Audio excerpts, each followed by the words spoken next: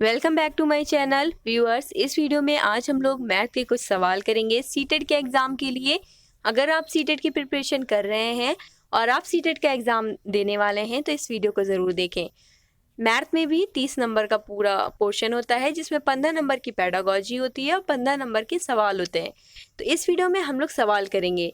ये जो सारे क्वेश्चंस मैंने लिए हैं ये ओल्ड पेपर के हैं जो कि काफ़ी इंपॉर्टेंट है क्योंकि रिपीट आते हैं सीटेट के एग्ज़ाम में। इसको अच्छे से लगाइएगा, इसी तरह के क्वेश्चंस आएंगे, ज़रूरी नहीं है सेम आए लेकिन इसी तरह के क्वेश्चंस आएंगे। हो सकता है कुछ क्वेश्चंस ऐसे भी आए हुए हैं जो कि सिर्फ डिजिट चेंज की है और सेम ही पैटर्न पे दूसरा क्वेश्चन आया हुआ है, इसलिए आप इन सभी क्वेश्चंस को अच्छे से करेंगे। तो हम लोग पहला क्वेश्चन देखते हैं कि क्या है यहाँ पे।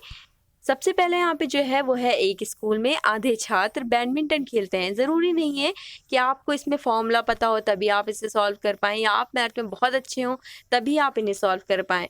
इसमें आप अगर थोड़ा सा माइंड लगाएंगे तब भी आप सॉल्व कर लेंगे, क्योंकि अदर कंपटीशन के एग्ज़ाम जो होते हैं उसमें जो मैथ आती है उसके कंपैरिजन सीटेट की मैथ काफ़ी इजी है। इसको आप अपने माइंड से ही कर सकते हैं, इसमें कोई फॉर्मूला याद करने की ज़रूरत नहीं है। तो चलिए देखते हैं। एक स्कूल में आधे छात्र बैडमिंटन खेलते हैं, यानी कि उन्होंने आपको अभी कुल छात्र की संख्या नहीं बताई कि कितने छात्र हैं टोटल। उन्होंने ये बताया है कि आधे छात्र जो हैं वो बैडमिंटन खेलते हैं, 1/4 छात्र वॉलीबॉल खेलते हैं, 1/8 छात्र टेनिस खेलते हैं, 1/16 छात्र शतरंज खेलते हैं और बाकी तैराकी के लिए जाते हैं। यदि वॉलीबॉल खेलने वाले छात्रों की संख्या 160 है, यानी उन्होंने आपको इनडायरेक्टली 1/4 स्टूडेंट बता दिए हैं जो कि हैं 1/160। तो कितने छात्र शतरंज खेलते होंगे, उन्होंने आपसे शतरंज खेलने वाले छात्रों की संख्या पूछी है, यानी कि उन्होंने टेनिस का कुछ नहीं पूछा है, तैराकी का कुछ नहीं पूछा है। तो हम लोग इसको किस तरह सॉल्व कर सकते हैं, देखते हैं। माना छात्रों की कुल संख्या x है, तब वॉलीबॉल खेलने वाले छात्रों की संख्या x/4 तथा शतरंज खेलने वाले छात्रों की संख्या x/16। अब हम लोग x की वैल्यू निकालेंगे। प्रश्न अनुसार x/4 उन्होंने हम लोग को 1/60 बताया है, तो यानी कि x की वैल्यू आप निकाल लेंगे 640। आप 160 को 4 से मल्टीप्लाई करेंगे तो आपको 640 मिल जाएगा, यानी कि आपको कुल संख्या पता चल गई है छात्रों की जो है 640। शतरंज खेलने वाले छात्रों की संख्या x/16, यानी कि उन्होंने हम लोग से शतरंज खेलने वाले छात्रों की संख्या पूछी है, जो कि हम लोग यहाँ पे क्या करेंगे, टोटल संख्या रखेंगे, कुल स्टूडेंट की संख्या, x की वैल्यू यानी जितनी निकाली थी 640 उसको रखेंगे, अपॉन 16 करेंगे, इसको आप काटेंगे 40 मिल जाएगा, यानी कि आपको आंसर पता चल गया है। शतरंज खेलने वाले छात्रों की संख्या कितनी है, 40। ऑप्शन 2। अगला क्वेश्चन देखते हैं। 18 3/4 में कितने चतुर्थांश हैं, 35, 65, 68, 75 या 72। इसको किस तरह सॉल्व कर सकते हैं। इसको आप बहुत ही ईजी इसका तरीका है। 18 3/4 यानी कि अगर आप 4 को 18 से मल्टीप्लाई करेंगे, उसके बाद उसमें 3 ऐड करेंगे, यानी कि 18 × 4 करेंगे, उसके बाद +3 करेंगे तो आपको पता चल जाएगा कितना होगा, 75। तो यहाँ पे आंसर क्या है, आंसर 3। इसको देख लेते हैं एक बार किस तरह सॉल्व करा है। हम जानते हैं कि 1 चतुर्थांश 1/4 है। 18 3/4 को किस तरह इन्होंने सॉल्व करा है, आप 4 को 18 से मल्टीप्लाई करें, +3 करेंगे तो 75 मिल जाएगा, यही इसका आंसर है। अगला क्वेश्चन है, अंकों 2 3 4 6 7 8 को निम्नलिखित रिक्त स्थानों में व्यवस्थित किया गया है, यानी कि आपको यहाँ पे 3 स्थान दिए हैं, इस तरह से 3। आप इनको इस तरह व्यवस्थित करें कि ज़्यादा प्लस करने पे ज़्यादा से ज़्यादा यानी कि सबसे बड़ी संख्या प्राप्त हो सके। योग करने पर अधिकतम संभव संख्या होगी, कितनी होगी, तो इसको देखते हैं किस तरह सॉल्व करेंगे। हम जानते हैं कि कोई भी संख्या का मान अधिकतम तभी संभव है जब बाएं ओर के अंकों के मान अधिकतम हो। इसीलिए दिए गए अंकों 2 3 4 6, 7, 8 को दिए गए रिक्त स्थान में व्यवस्थित करने पर इस तरह से, यानी कि आप सबसे बड़ी जो डिजिट दी है इनमें से उसको सबसे पहले यहाँ पे रखेंगे ताकि बड़ी संख्या बने, उसके नीचे भी जो इससे छोटी दी है उसको रखेंगे ताकि यहाँ की संख्या भी सबसे बड़ी बने। इस तरह से व्यवस्थित करेंगे। 8 फिर 7, उसके बाद यहाँ पे उससे छोटी रखेंगे 6, उसके बाद उससे छोटी, यहाँ पे 5th दिया नहीं है इसलिए हम लोगों ने यहाँ पे 4th रखा। उसके बाद यहाँ पे 3 रखेंगे और 2 रखेंगे। जब इसको प्लस करेंगे तो 1605 मिलेगा, यानी कि सबसे जो अधिकतम संभव संख्या मिली है योग करने पे वो है 1605 जो 3 है। अगला क्वेश्चन कुछ इस तरह है। दीपा एक डाकघर में पत्र और पार्सल डाक से भेजने के लिए जाती है। डाक की दरें यानी कि रेट इस प्रकार चित्रित की गई हैं। पत्र का भार 20 ग्राम या उससे कम 5 रुपए, यानी कि सबसे पहले पत्र का जो भार दिया है वो कहा है 20 ग्राम का होगा तो 5 रुपए पड़ेंगे। प्रत्येक अतिरिक्त 20 ग्राम या उससे कम के लिए 2 रुपए, यानी कि आप उससे अगर आप ज़्यादा उसमें ऐड करेंगे, अतिरिक्त यानी कि आप उसमें ऐड करेंगे 20 ग्राम से ज़्यादा तो उसके कितने रुपए पड़ेंगे, उसके आपको 2 रुपए और देना पड़ेंगे। उसी तरह यहाँ पे पार्सल का भार दिया हुआ है 50 ग्राम या उससे कम 5 रुपए। प्रत्येक अतिरिक्त 50 ग्राम, यानी कि अब फिर आप और एक्स्ट्रा उसमें अगर ऐड करते हैं 50 ग्राम तो उसके लिए 3 रुपये पड़ेंगे, 3 रुपये एक्स्ट्रा आपको देने पड़ेंगे। तो दीपा 2 पार्सल क्रमशः 250 ग्राम और 300 ग्राम भार के और 2 पत्र क्रमशः, यानी कि वो जो पार्सल है वो 250 ग्राम का लेके उसका है और 300 ग्राम का है, 300 ग्राम भार का है, और जो पत्र है वो 20 ग्राम का है और 35 ग्राम भार के हैं, भेजना चाहती है। उसे कितने डाक शुल्क देने होंगे, यानी कि उसे कितने रुपए देने होंगे। उसका जो पार्सल का जो भार था वो 250 ग्राम था, यानी कि आप देखते हैं इसके लिए कितने रुपए देने होंगे। 50 ग्राम के लिए शुल्क और 200 ग्राम के लिए अलग शुल्क, यानी कि 250 ग्राम को हम लोग 50 ग्राम अलग तोड़ लेंगे और 200 ग्राम अलग पे।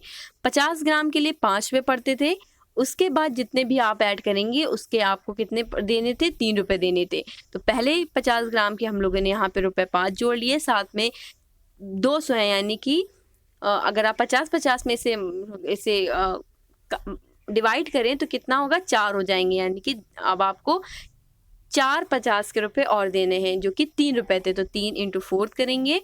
इस तरह से आप इसे सॉल्व करेंगे। पहले 50 के 5 रुपए दिए, फिर बाकी 4 50 के आपको 3 रुपए देने थे, इसलिए आपने 3 से 4 को मल्टीप्लाई कर दिया है। उसके बाद आप इस इक्वेशन को सॉल्व कर लेंगे तो ₹17 उसे देने पड़े पार्सल के लिए।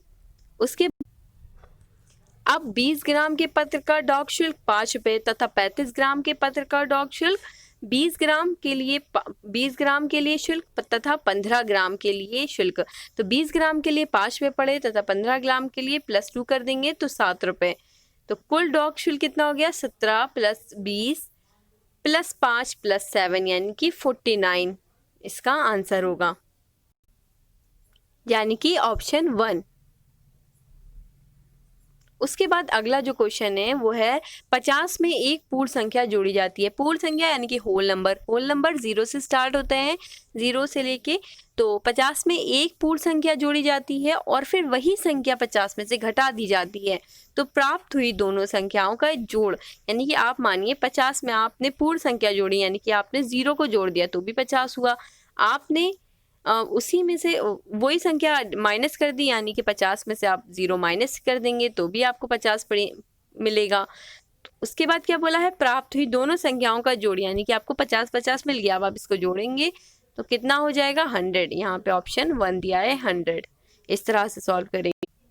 ये देखिए, माना जोड़ी और घटाने जाने वाली संख्या x है, x यानी कि आप x मानिए या फिर 0 कर लीजिए, कोई फर्क नहीं पड़ता है।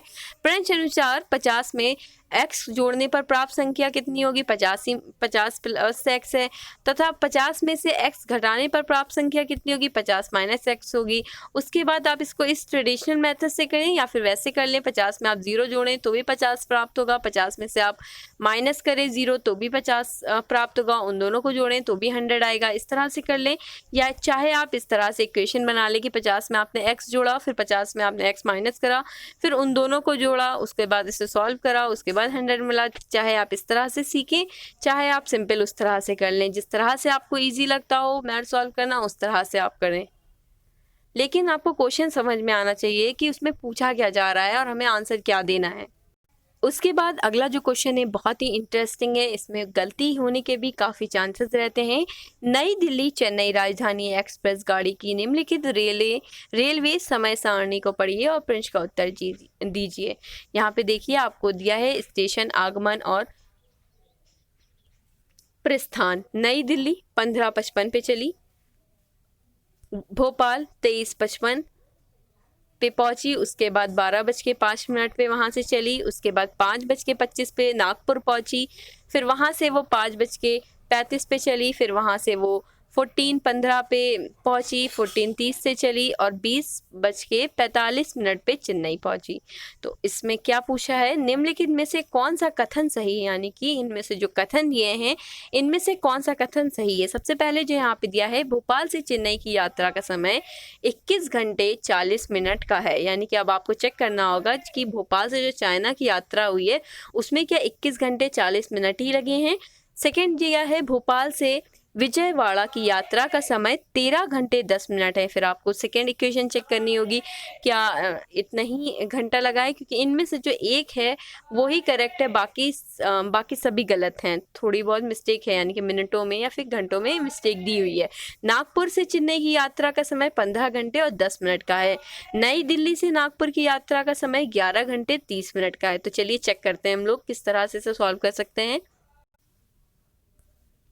प्रश्न अनुसार दी गई समय सारणी से विकल्प वन से, यानी कि जो पहला दिया है भोपाल से चेन्नई की यात्रा का समय, भोपाल से वो 12:05 पे चली थी और चेन्नई कब पहुंची थी, 20:45 पे पहुंची थी। तो आप क्या करेंगे, सिंपली इसको माइनस कर देंगे, आपको आंसर मिल जाएगा, यानी कि 20 घंटे 40 मिनट, जो कि पहला ऑप्शन दिया हुआ है। यहाँ पे देखिए 21 घंटे 40 मिनट, यानी कि ये गलत है, ये सही नहीं है, इसलिए आप इसको क्रॉस कर देंगे, एलिमिनेट कर देंगे। अब सेकंड देखते हैं, सेकंड क्या है, भोपाल से विजयवाड़ा की यात्रा 13 घंटे और 10 मिनट उन्होंने बताई है। चलिए चेक करते हैं। विकल्प 2, भोपाल से विजयवाड़ा की यात्रा का समय 12:05 से 14:15 तक, तो इसको हम लोग सिंपली माइनस कर देंगे, मिल जाएगा हम लोग को आंसर 14:15, यानी कि 2:15 है ये।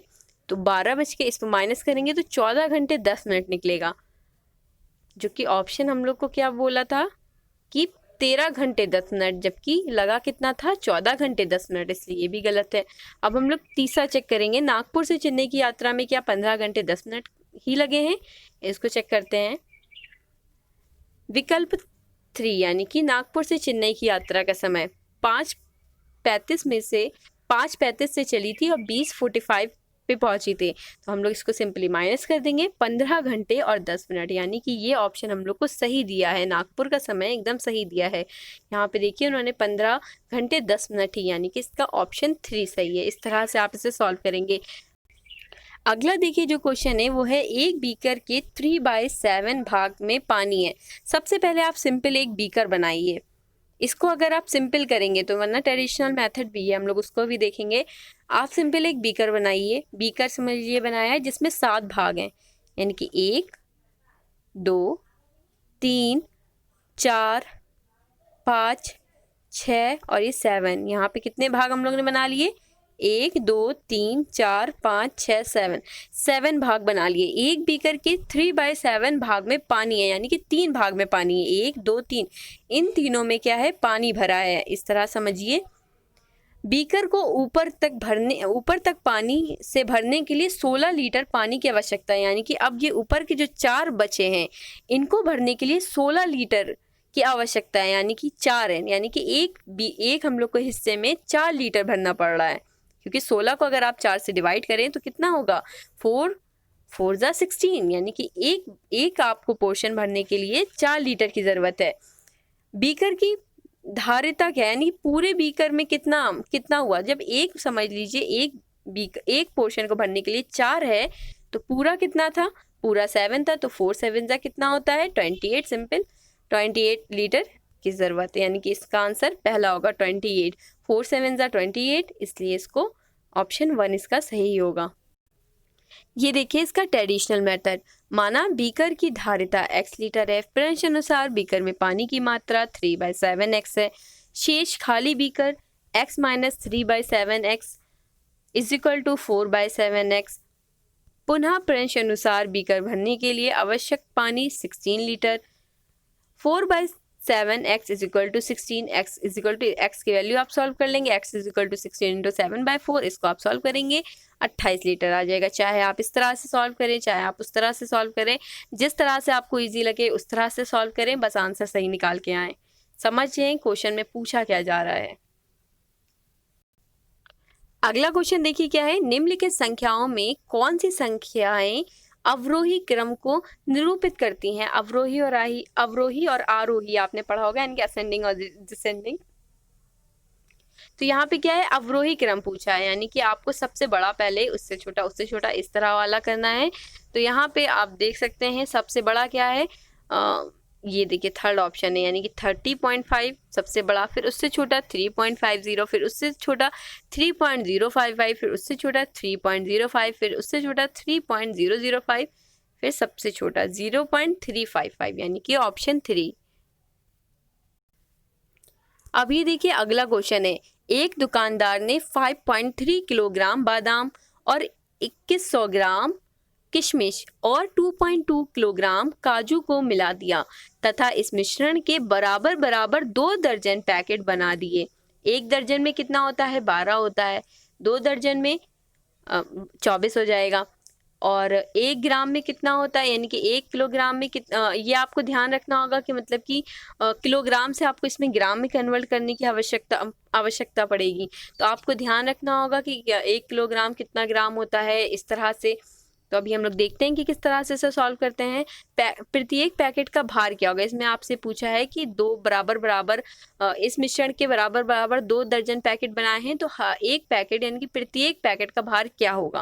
तो देखते हैं इसको किस तरह सॉल्व कर सकते हैं। इस क्वेश्चन को सॉल्व करने से पहले आपको ये चीज़ ध्यान होनी चाहिए कि 1 किलोग्राम बराबर 1000 ग्राम होता है। इसमें कंफ्यूजन नहीं होना चाहिए, इसको आपको क्लियर होना चाहिए माइंड में, क्योंकि काफ़ी दफ़ा ये सब चीज़ें जो चीज़ें होती हैं छोटी छोटी, इसमें सबसे ज़्यादा स्टूडेंट को परेशानी आती है, भूल जाते हैं, पता नहीं क्या हो जाता है कि इसको सॉल्व करने में काफ़ी प्रॉब्लम आ जाती है, कन्फ्यूज़ हो जाते हैं।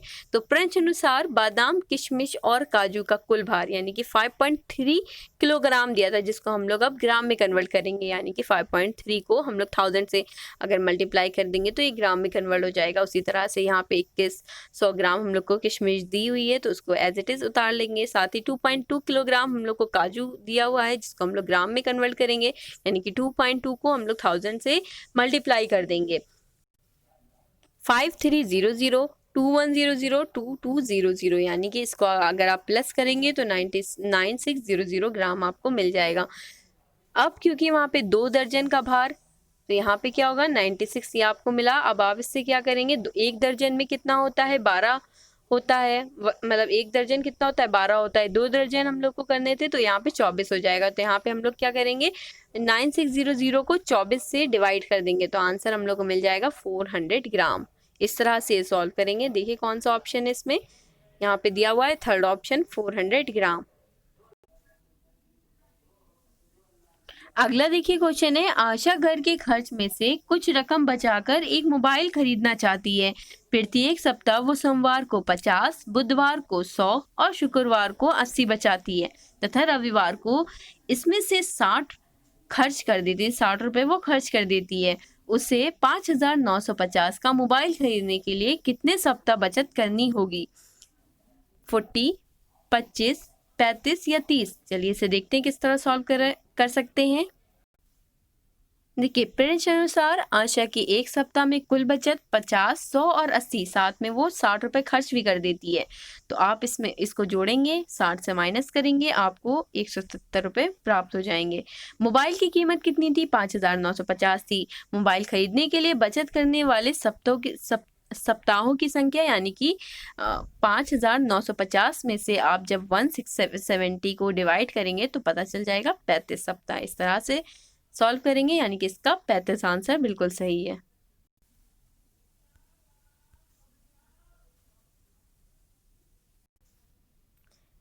एक वर्ग की भुजा 10 सेंटीमीटर है। यदि वर्ग की भुजा 2 गुनी कर दी जाए तो नया परिमाप कितने गुना हो जाएगा? देखिए, एक वर्ग की भुजा उसने 10 सेंटीमीटर बताई है, तो अगर आप इसका परिमाप निकालेंगे तो सिंपल 40 हो जाएगा, क्योंकि 4 इंटू 10 करेंगे ना, तो यहाँ पे कितना हो जाएगा? 40 हो जाएगा। अब इसका आप 2 गुना कर देंगे तो सिंपल ये 2 गुना हो जाएगा, यानी कि ऑप्शन दिया है वर्ग की भुजा 10 सेंटीमीटर है। परिमाप क्या होता है? 4 इंटू भुजा, यानी कि 4 इंटू 10। तो यहाँ पे क्या हो जाएगा? 40 सेंटीमीटर। अब प्रश्न अनुसार भुजा 2 गुनी करने पर नया परिमाप क्या होगा? 4 इंटू 2 इंटू भुजा, यानी कि आप 4 इंटू 2 इंटू 10 करेंगे तो 80 सेंटीमीटर हो जाएगा, यानी कि 2 इंटू 40, यानी कि 2 गुना। तो यहाँ पे क्या है? अतः वर्ग की भुजा 2 गुना करने पर परिमाप 2 गुना हो जाएगा, यानी कि इसका ऑप्शन 1 बिल्कुल सही ही है।